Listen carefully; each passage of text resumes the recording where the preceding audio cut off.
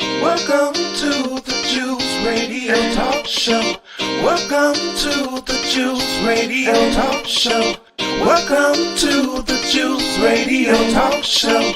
Welcome to the Juice Radio Talk Show. Reality TV's church reviews. Let's talk happy love and marriage lifestyle. Come and talk with us.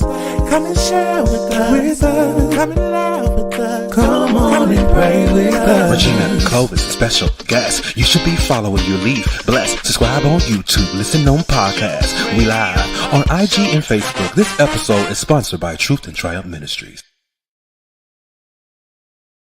Everyone, and happy Monday. Welcome to the Money Monday series. This is Executive Pastor Tawana Grant, and I am so excited to have you with us today. We're so appreciative of your presence, and we hope that you're ready for your lunchtime learning. We're on the Juice Radio and Talk Show. We want to remind you to go onto YouTube. Make sure you hit that bell and subscribe. If you're watching us via Facebook or Instagram or any of our other platforms, we welcome you to like, to share, and let others receive this additional information as we can help grow you in your ministry and in your business. So again, we want to continue in our series that we have been journeying on offensive and defensive money moves. And so today, last week was excellent. We really talked about how do you use partnership as a strategic move to advance your organization and advance your business. And one of the things that we wanted to say that you are afforded with a partner multiplication. Multiplication gives you a different expansion and a different opportunity to create new channels of revenue. So make sure if you didn't hear it already, you go back and review last week's conversation. But today we're going to be talking about data as a strategy, how important it is so that we have credible data to make our financial decisions. How can you have a financial strategy without leveraging credible data? So we want to encourage you that data can help you to grow your business, and it helps you also to guard it. Not only do you want to grow it, you want to guard it. And so some of the things that we want to help you today is to talk about that information is not optional. It is necessary and it is strategic. Information is necessary and it is strategic. So we want to encourage you today, even as you're watching us later after the broadcast has taken place, make sure that you're giving strong attention to leveraging credible data as you make your decisions. Welcome, little lady. We're so glad to have you today. And those of you who are joining us on other platforms, we appreciate you. So today we're really talking about this weapon that you can have in your playbook that a lot of people overlook. Whether you are managing a business or leading in your ministry, how you use information can really fuel your growth. It can really help you, and it can help you prevent destruction. It can help you prevent things that will cause calamity in where you're trying to take your organization because you're watching the data and you're watching trends. We want to make sure that we're intentional because we want to be good stewards over what's been put into our hands, the responsibility that we have. We want to honor it in integrity, and one of those things is leveraging data. We don't want to operate. So data can be divine. It can be a divine partner in what you're doing because it matters. Here, wisdom, understanding, and knowledge, these are a trifecta in making decisions and leading with insight, not by impulse. We want to encourage you today that even as we move forward, we're halfway in the year. We still have a lot of the year left to go. We want to make sure that we're making decisions not on impulse, but by insight, so that we have the information necessary so that when we make them in our planning, so that we make them when we're making decisions about spending, because data helps the diligent. Can I say that again? Data helps the diligent because it helps you to know your platform. It helps you to understand what the playing field is. It helps you to recognize, what are my numbers? What are the trends? What's happening with people and what's happening with my resources? Data can be leveraged as divine information. And so we want to encourage you that you recognize that data can help you grow your strategy. Even though you have a strategy and a plan, what you use is we're leveraging data to make sure that we're refining as we move along so that we have the agility to make new decisions for the new day, for the new week. What we determined early in the first part of the year that this was going to be our strategy for the year, and we're moving forward on the strategy. We do not want to eliminate or mitigate the fact that data as you move along is so imperative to make sure, one, that the course you set is still accurate. Because old news sometimes can lead you into operating for what has become comfortable because you've been doing it the last 6 months. We want to make sure that we're operating from the capacity that I now have new data, which precludes me to reevaluate my strategy and make sure that I am making the appropriate moves. And when you have targeted growth, when you want to do something strategic, you need to know your product. You want to know your services. You want to know and understand, is my program working? Is the plan working? Are we still on point? And you want to be able to just scale it. When you have a target, you want to know, am I on the same trajectory? Sometimes as we move along throughout the year, things happen, things change, and we have to make pivots. We have to make new adjustments and course correct. And while you're doing that, you're still on plan, you're still on strategy, but you have to move according to the new information to make sure that you're still making forward progress. And so this helps you as you operate from data about your clients, your customers, and even your members. You want to have that kind of insight to understand what are the behaviors that are happening now. Not what happened in January, not happening through January through May, but what is happening now in June. And so this may give some of us an opportunity to go back and reevaluate because we want to know what are behaviors dictating now. What are the needs for now? We're going into summer. Even in our ministry, we're making adjustments because we know it's summertime. And so we want to meet the needs of the people. You want to meet the needs of your organization, your client, your customers, your strategic partners, because they change as seasons change. And so also, what are preferences? What are people preferring now? Maybe you've been considering, you had an idea that has been on the shelf. Maybe if you review your data, maybe if you do now a small peer group, or you do a small poll, or you do a proof of concept to see, is now the time? Is now the right time to interject a new pivot or a change? Is now the right time based on what I'm getting from my understanding of the people, right? Behaviors, needs, preferences, and trends. How am I using that data to make me more efficient? How am I using that data to make my organization grow in such a way that we're advancing the mission and the vision? And then how am I using data for pricing and forecasting? You've got to know your market. Again, that is getting data. You have to understand, where's inflation? Where's my competitors positioning? Where are they at in this marker of the mid-year? So this is so key and so important that these are the critical benefits of using data as a strategic move for offensive and defensive money moves.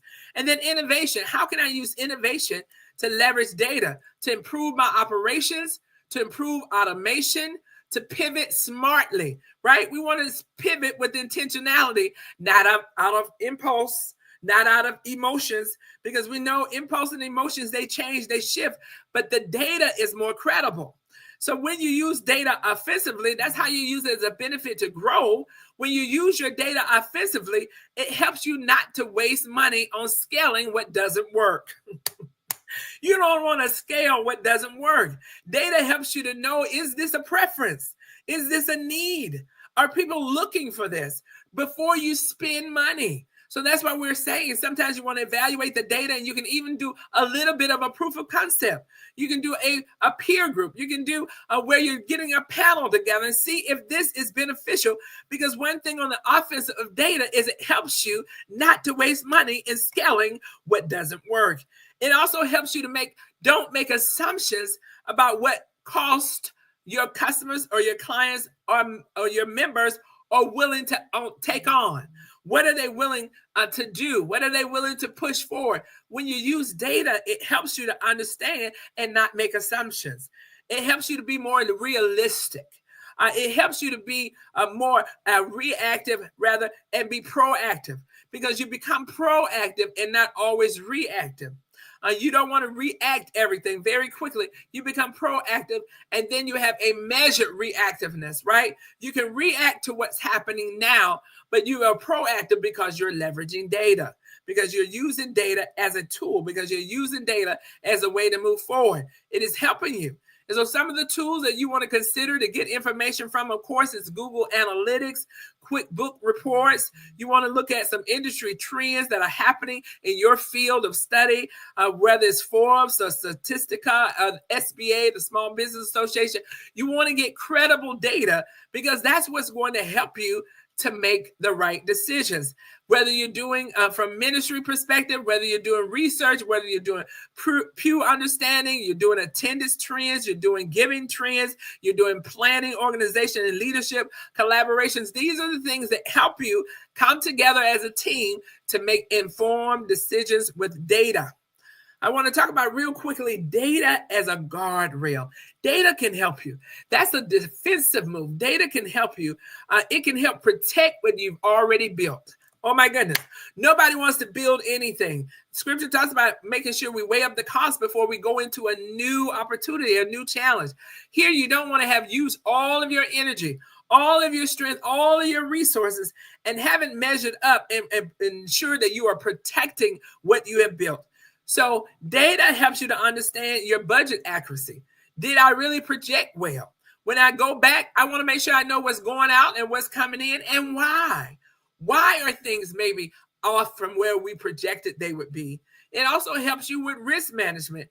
It identifies inefficiencies and fraud very early. When you're using data, it can let you know very quickly, very succinctly, where you're having a gap or a hole in your process and procedures so that you're able to identify inefficiencies and even stop where fraud might be happening early because you're managing and being proactive and you're watching the data trends. It also helps you with program impact analysis. Here's where you can assess what you've done, how well it is working, and we don't just do what we've done all the time because we're more comfortable with it. Here's how we can make sure that we're launching out and branching out to doing new things in a different way because we're looking at impact analysis. We're getting the information and we can evaluate, is this appropriate for now? Was that a decision for then and now we need to do something different? Or is it really bringing about a benefit and it's growing us in the spaces that we intended? And therefore we want to put more effort and we want to put more finances toward making it even better. And then it helps you also with staffing decisions and resource alignments and resource assignments, because you can use performance data to help you understand and determine what roles are working, where new roles need to be created, where old roles are no longer needed. And so it helps you to understand roles when you have needs and alignment. Here I'm using the information to make sure that I have my organization set well. Data as a strategy can help you when you're trying to make those critical and crucial conversations, key and critical decisions. What data does do, it does help you. It helps you keep from being blindsided by shortfalls. Here's what it does. If you don't use data for defensive moves, you can be blindsided by shortfalls. You can be blindsided when things happen. You can fund dead programs. You can be funding things that are no longer beneficial. You can be funding things that are no longer helping your organization. You overlook theft. You overlook waste. You overlook decay when you're not managing and using data for the defensive. You ignore what is clearly not working. Sometimes we might get into a group and we have conversation, and I always say, what is the data saying? Because we all have an opinion, but let's look at what's credible. Well, let's look at what is the data point saying. They are what is going to help us make sure we validate our ingenuity, validate our understanding, validate even our perception and our assumptions about what's happening. The data should help validate how we feel as we move forward into our next decisions. So again, data as a strategic method for offensive and defensive money moves is so helpful. In your business, you can use a 90-day expense trend. Look at what you spend expenses on the 90-day and what are your top unnecessary costs. That's one of the quickest ways you can get a win. Where am I spending most of my money? It isn't necessary. Where am I spending? What are my expenses? What am I growing? And so even as we evaluate, we look at it from the quarter. In this particular quarter, even in ministry, how are we giving in this quarter? How are we engaged in this quarter? What is the narrative that is showing us about what we've been producing in the discipleship and what we've been doing in this last quarter? These are the kind of things that can help us by looking at the state of our organization. What is our current state? And then pulling out those key data points that help us regularly evaluate and course correct. Evaluate and course correct. Because leaders must lead with insight. Oh my goodness. This is one of our last words. Leaders must lead with insight because the systems have to be improved as we go along. And data helps us to realize our results. When we have realized results, we can therefore have data to validate it, data to confirm it. And so what we don't want to do is confusing faith with avoidance. Sometimes I'm just believing. Yes, we do believe, but we also want to use our data to let us know, are we believing correctly? Are we operating in the correct manner? Because we don't want to ignore facts that is telling us that we now need to move in a different direction. We want to make sure that we're leveraging the facts to confirm what we're doing, to reconfirm that we're on the right path, that we are optimizing the time and material that we have available. We want to optimize it. We want to use it to our best advantages.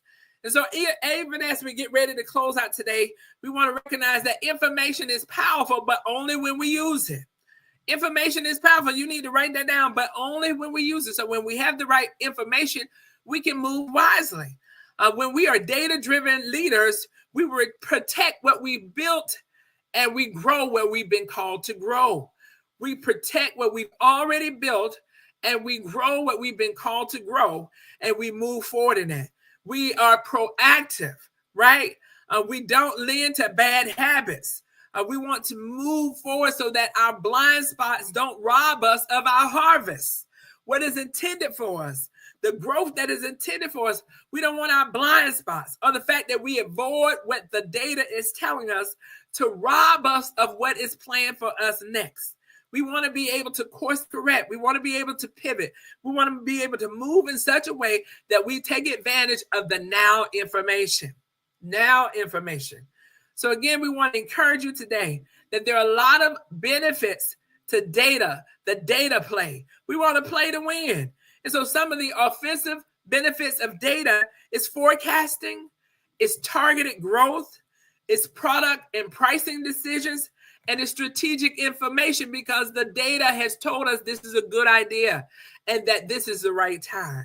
Some of the defensive benefits of data is risk management. We're now able to evaluate appropriately and understand where our risk might be because of the new set of data. We can control our budgets, budget control, because we're now on the defensive. We have a budget control, and data can let us know where our budget is operating at optimization, and we can therefore move forward or where we need to draw back. Sometimes data can help us with fraud prevention because there's a cue that lets us know something is happening here, and that allows us to make the necessary decisions to make a change or a shift in wherever that fraud is occurring because the data has showed us that there's an impact. And then lastly, we do an overall state of the organization, state of the union, so we can understand a true impact assessment of where our decisions are taking us. So I want to encourage you today that data is not optional. It is strategically necessary. If you don't remember anything else today in our lunchtime learning, know that data is necessary. It is not optional. It is intentional because it can help us make the right strategic decisions to move our organization, our business, and our ministry forward. Thank you for joining us today for your lunchtime learning on Money Mondays. Continue to join us in our series on offensive and defensive money moves. We want to make sure that we finish out the rest of this year strong. This is Executive Pastor Tawana Grant. God bless you today. Peace and blessings.